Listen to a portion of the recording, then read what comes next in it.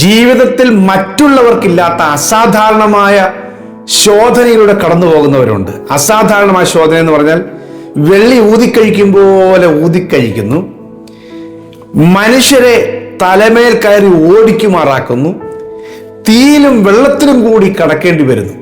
അപ്പൊ ഇങ്ങനെ കടന്നു പോകേണ്ടി വരുന്ന 4 പാടുന്ന ഒരുപോലെ ശോധന കടന്നു വന്നു. മനുഷ്യരുടെ ഭാഗത്ത് ശരീരം രോഗങ്ങളാൽ അഫക്റ്റ് ചെയ്യപ്പെടുക, ഇനി പ്രാരാബ്ദങ്ങളും പ്രശ്നങ്ങളും ഒരേ സമയത്ത് തന്നെ അറ്റാക്ക്, ഇങ്ങനെ ഒത്തിരി പ്രശ്നങ്ങൾ അനുഭവിക്കുന്ന ഒരു ഭക്തനെ സംബന്ധിച്ച് ദൈവം വെച്ചിരിക്കുന്ന കാര്യം എന്ന് പറഞ്ഞാൽ, ഒടുവിൽ എഴുതിയിരിക്കുന്ന വാക്യം 66-ാമത്തെ സങ്കീർത്തനത്തിന്റെ 10 മുതൽ 12 വരെയുള്ള വാക്യമാണ്.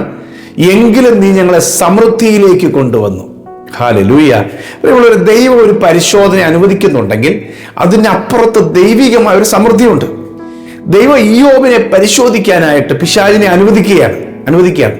എന്നാൽ അനുവദിക്കുന്ന ദൈവത്തെ നിങ്ങൾ നോക്കിക്കോ.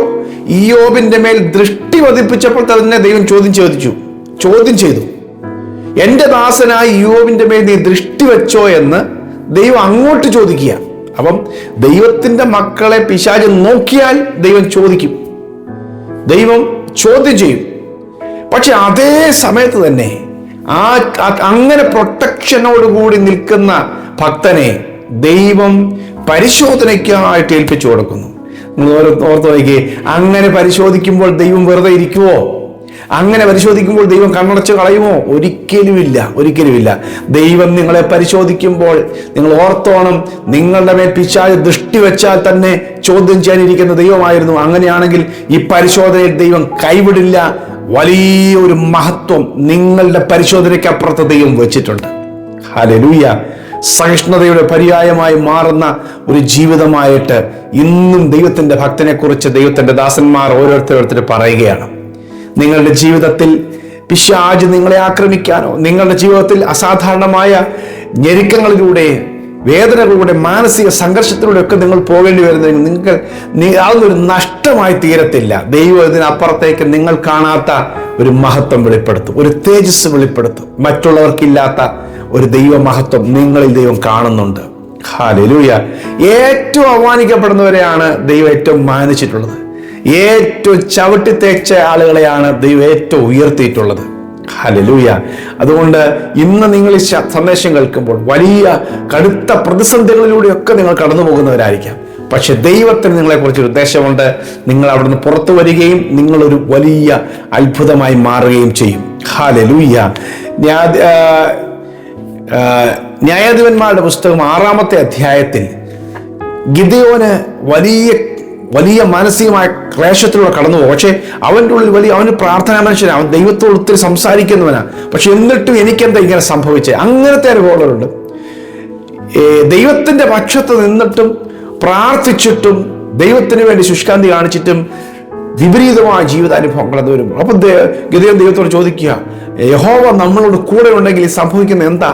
മിദ്യാനിലാണെങ്കിൽ ഉപദ്രവിക്കുന്നു, മിദ്യാനില് വിള നശിപ്പിക്കുന്നു, മിദ്യാനില് കന്നുകാലികളെ പിടിച്ചോണ്ട് പോകുന്നു, മിദ്യാനില് കൊയ്തെടുത്ത് ദൈവമക്കൾ ഇസ്രായേൽ ജനങ്ങൾ വിതച്ചതെല്ലാം പിന്നീട് വളർന്നു കഴിയുമ്പോൾ മിദ്യാനിൽ വന്ന് കൊയ്തുകൊണ്ട് പോകുന്നു. തൻ്റെ ജനത്തെ കൊയ്യാൻ വരുന്ന സ്വന്തം ജനത്തെ എല്ലാം ഓടിച്ച് പർവ്വതങ്ങളിൽ കയറ്റുന്നു. ഇങ്ങനെയൊക്കെയുള്ള വലിയ ക്ലേശങ്ങളിൽ കടന്നു പോകുമ്പോൾ ഗിദെയോൻ ചോദിക്കും, എന്താ ദൈവമേ ഇതൊക്കെ? ഞങ്ങൾക്കൊന്ന് പറഞ്ഞാൽ ഒന്നുമില്ലേ? പിതാക്കന്മാരുടെ അവകാശമല്ലേ ഇതൊക്കെ? നീ ഞങ്ങളെ ശത്രുവിനെ ഏൽപ്പിക്കുന്നു. ഹല്ലേലൂയ. പക്ഷെ അതിനപ്പുറത്തേക്ക് ദൈവം കരുതി വെച്ചൊരു കരുതലുണ്ടായിരുന്നു. ദൈവം പറഞ്ഞു, നീ ഒരു പരാക്രമശാലിയാണ്, നിന്നെ എനിക്ക് ആവശ്യമുണ്ട് എന്ന് പറഞ്ഞ് ദൈവം അവനെ ധൈര്യപ്പെടുത്തിയ ശേഷം മിദ്യാനിലെ അവൻ ഒറ്റ മനുഷ്യനെ പോലെ തോൽപ്പിച്ചു. ഒരു വലിയ ദൈവപ്രവൃത്തി ദേശത്തുണ്ടായി. വർഷങ്ങളുടെ സ്വസ്ഥത. മിദ്യാൻ തലവെക്കാതെ കീഴടങ്ങിപ്പോയി. അപ്പോൾ അതിന്റെ അർത്ഥം എല്ലാ ദിവസവും മിദ്യാൻ നിങ്ങളുടെ അവകാശത്തെ അറ്റാക്ക് ചെയ്യില്ല. ഒരു ദിവസം നിങ്ങൾ അതിനെ കീഴടക്കുമ്പോൾ അവൻ തലവെക്കാതെ വേണം കാലങ്ങൾ. 7 സംവത്സരമാണ് മിദ്യാന്യർ ഇസ്രായേൽ മക്കളെ പീഡിപ്പിച്ചതെങ്കിൽ 40 സംവത്സരം സ്വസ്ഥത തരും. ഹല്ലേലൂയ. എത്ര ഇരട്ടിയായ ഒരു ദൈവത്തിന് വിടുതൽ എന്ന് ഓർത്തോണം. ഹല്ലേലൂയ. അപ്പൊ അതുകൊണ്ട് നിങ്ങൾ കടന്നു പോകുന്ന ശോധനകളുടെ കാലം അത് കുറച്ച് നാൾ കാണുമായിരിക്കും. പക്ഷെ അതിലപ്പുറത്തേക്ക് ദീർഘമായ ദൈവപ്രവൃത്തികൾ നിങ്ങളുടെ ജീവിതത്തിൽ വെളിപ്പെടാനിരിക്കുന്നു. ഹല്ലേലൂയ. ഇതൊരു പ്രവചന ദൂതായിട്ട് നിങ്ങൾ ഏറ്റെടുത്തോ. നിങ്ങളുടെ ജീവിതത്തിൽ നിങ്ങൾ സ്വസ്ഥത അനുഭവിക്കും, നിങ്ങൾ സമാധാനം അനുഭവിക്കും, ദൈവ സമൃദ്ധിയിലേക്ക് നിങ്ങളെ കൊണ്ടുവരും, ഒരു സാക്ഷ്യമായി നിങ്ങൾ മാറും. ഹല്ലേലൂയ. മനുഷ്യർക്ക് നടപ്പല്ലാത്ത പരീക്ഷ നിങ്ങൾക്ക് നേരിട്ടിട്ടില്ല. ദൈവം വിശ്വസ്തനെന്നാണ് 1 കൊരിന്ത്യർ 10:13 വായിക്കുന്നത്. ഇനി പരീക്ഷ കൂടുതൽ അനുവദിക്കുന്നെങ്കിൽ അതിനകത്ത് ദൈവം ഒരു പോക്കുവഴിയും ഉണ്ടാക്കി വെച്ചിട്ടുണ്ട്. ഹല്ലേലൂയ. സ്വർഗത്തിലെ ദൈവം നിങ്ങളുടെ നന്മ, നിങ്ങളുടെ അവകാശം, നിങ്ങളുടെ വാഗ്ദത്തങ്ങൾ അത് ഒരു ശത്രുവിനും ദൈവം അപഹരിക്കാനായി വിട്ടുകൊടുക്കുകയില്ല. ഹല്ലേലൂയ. ഞാൻ നിങ്ങൾക്ക് പ്രാർത്ഥിക്കാം. ദൈവം നിങ്ങൾക്ക് വേണ്ടി വലിയ അവകാശങ്ങളെ കരുതിയിട്ടുണ്ട്. ദൈവം നിങ്ങൾക്ക് വേണ്ടി കരുതിയിട്ടുണ്ട്. അത് നിങ്ങൾ അനുഭവിക്കും. ഹല്ലേലൂയ. ഞാൻ നിങ്ങൾക്ക് വേണ്ടി പ്രാർത്ഥിക്കും. എത്ര കഷ്ടതയിൽ കൂടെ കടന്നു പോകുന്നവരാണെങ്കിൽ, മനുഷ്യർ തലയെ കൂടെ കയറി ഇറങ്ങാന്ന് പറയത്തില്ല. അത് ചിലപ്പോൾ വീടിനകത്തായിരിക്കാം, അല്ലാതെ ആയിരിക്കാം. നീ മനുഷ്യരെ ഞങ്ങളെ തലയിൽ കയറി ഓടിക്കുമാറാക്കി, ഞങ്ങൾ തീയിലൂടെ വെള്ളത്തിലൂടെ കിടക്കേണ്ടി വരും. ഒരു തരത്തിലല്ല, പക്ഷെ എങ്കിലും നീ സമൃദ്ധിയിലേക്ക് ഞങ്ങളെ കൊണ്ടുവന്നു. ആമേൻ. ഇത് നിങ്ങളുടെ ജീവിതത്തിൽ നടക്കാൻ പോകുകയാണ്. ദൈവം അത് ചെയ്തെടുക്കാൻ പോകുകയാണ്. നിരാശപ്പെടരുത്, പിറുപിറുക്കരുത്. കർത്താവ് എല്ലാം ചെയ്യും. ഞങ്ങളിവരെ കർത്താവ് ഈ സന്ദേശം ഞങ്ങൾ സ്വീകരിക്കുകയാണ്. നിന്റെ കയ്യിലേക്ക് ഈ മക്കളെ സമർപ്പിക്കുകയാണ്. അവർ കടന്നു പോകുന്ന കർത്താവ് തീച്ചൂളയും അതേസമയം തന്നെ പെരുവെള്ളവും ഇതൊക്കെ ഒന്നിച്ച് അനുഭവിച്ചു പോകേണ്ടി വരുമ്പോൾ മനുഷ്യരെ കർത്താവെ തലേ കയറി പരിഹസിച്ച് തലേ കയറി ഓടുന്ന രീതിയിൽ കർത്താവെ പ്രതികൂലത്തിലൂടെ കടന്നു പോകുന്നതിന് മക്കൾക്ക് വേണ്ടി പ്രാർത്ഥിക്കും. ഇപ്പൊ ഞാൻ പ്രാർത്ഥിക്കുന്നു, എൻ്റെ യേശുവിൻ്റെ കരം നിന്റെ മക്കളെ താങ്ങി തലോടി ബലപ്പെടുത്തി ഒരു വലിയ കർത്താവ് സമൃദ്ധിയിലേക്ക് മക്കളെ കൊണ്ടുവരാൻ പ്രാർത്ഥിക്കുന്നു. നിന്റെ ജനത്തെ അനുഗ്രഹിച്ച് പ്രാർത്ഥിക്കുന്നു. ഇന്നത്തെ ദിവസം കർത്താവിൽ സന്തോഷിക്കട്ടെ, കർത്താവിൽ ആനന്ദിക്കട്ടെ, കർത്താവിന്റെ വിടുതൽ കാണട്ടെ.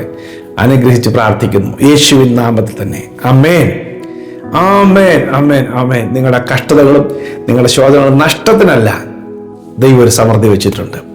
സന്ദേശം കുറേ പേർക്ക് ഷെയർ ചെയ്യണം. God bless you. Have A prosperous day.